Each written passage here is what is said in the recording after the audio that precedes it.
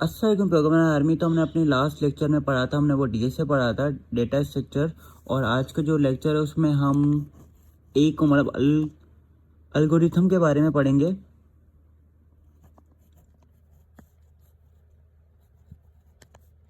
अब आप कोई भी ऐप चलाते हो, ठीक है ना, जिसमें आपके पास एक सिस्टम है। जब यहाँ पर हम कंसीडर करते हैं इंस्टाग्राम को, और उसको जो एक स्पेशल फीचर है उसके बारे में बात करेंगे, क्योंकि इंस्टाग्राम में बहुत सारे एल्गोरिथम होते हैं, बट यहाँ पर हम खाली एक बात करेंगे जिसका नाम है रील।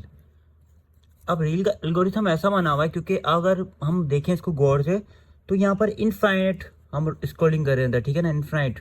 और आज मेरी तबीयत थोड़ी ख़राब है, तो हो सकता है मैं कहीं पे बग कर दूं या कहीं पे मेरी वीडियो थोड़ी छोटी बन जाए। तो इनफाइनाइट हम यहाँ पर स्क्रॉलिंग कर रहे होते हैं।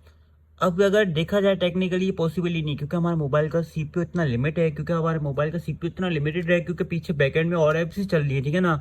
अगर मैं इसको इनफाइनाइट रील्स को मैं लोड कर देता हूँ अपने मोबाइल पे, तो ये कुछ सेकंड्स में, कुछ मिनट्स में ये मैं बिल्कुल हैंग होने लगेगा, ठीक है ना। आपका वो चला ही नहीं पाओगे। बट आप देख रहे होगे तो आप सारा दिन स्क्रॉलिंग कर रहे होते हो, आपके मोबाइल में कोई भी फर्क नहीं पड़ रहा होता। अब यहाँ पर क्या होता है कि इंस्टाग्राम ने ऐसा एल्गोरिथम बनाया हुआ है अपनी रील्स के बारे में। जब आप रील्स को देख रहे होते हो, जब उसको स्क्रॉलिंग कर रहे होते हो, तो यहाँ पर क्या होता है, 1 से लेके 10 तक आपकी रील्स को ये लोड कर देता है।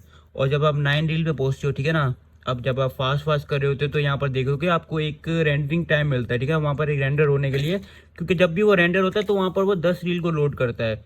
तो तभी आपने जब देखा होगा, आप बहुत फास्ट तरीके से कर रहे होते हो, वहाँ पर आपके पास इंटरनेट कितना भी अच्छा हो, तो यहाँ पर कुछ टाइम के लिए आपके पास एक लेग आ रहा होता है। मतलब उस लेग में वो क्या कर रहा होता है कि आपकी 10 वीडियो को रेंडर कर रहा होता है। अब यहाँ पर तुम देख लिया कि जब भी तुम 9 में पहुंचते हो, तो यहाँ पर 10 वीडियो जो होती हैं फिर से आपके लोड होती हैं, आपकी फिर से रेंडर होती हैं। और जब ये जो पीछे वाली होती है ना, इसको डिसेबल कर देता है।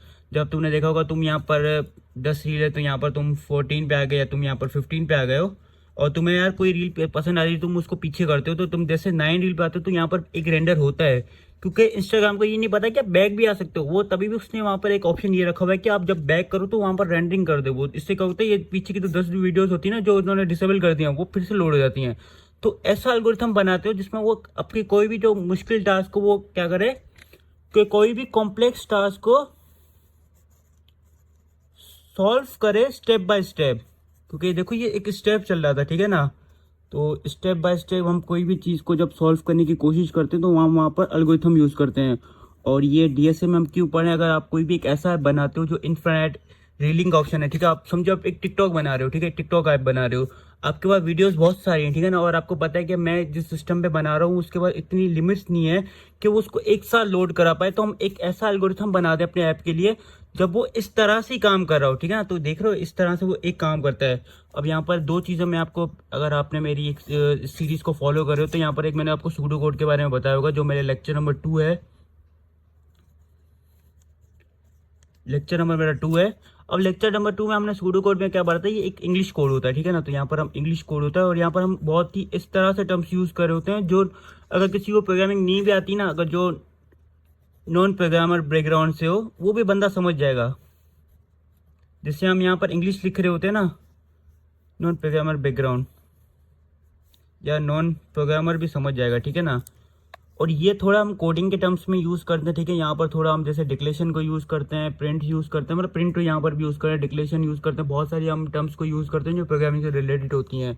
तो यहाँ पर हम इसको एल्गोरिथम ही कहते हैं, ठीक है ना। तो अगर हम किसी भी प्रोग्रामर बंदे को समझाएंगे ना, अगर वो किसी भी लैंग्वेज का है, तो हम यहाँ पर एल्गोरिथम यूज़ करेंगे, ठीक है ना। मतलब कोड देखो सब में एक जैसा ही होता है, ठीक है। प्रोग्राम करो तो बहुत सब लैंग्वेज में एक जैसा ही होता है, थोड़ा बहुत फ़र्क होता है, कभी लिखने में फ़र्क होता है कभी।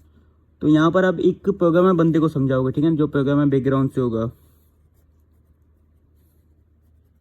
तो मैंने आज थोड़ी वीडियो छोटी बनाई, और मैंने यहाँ पर एक अच्छा टॉपिक कवर करने की कोशिश की है, ठीक है ना। और सब्सक्राइब कर दो।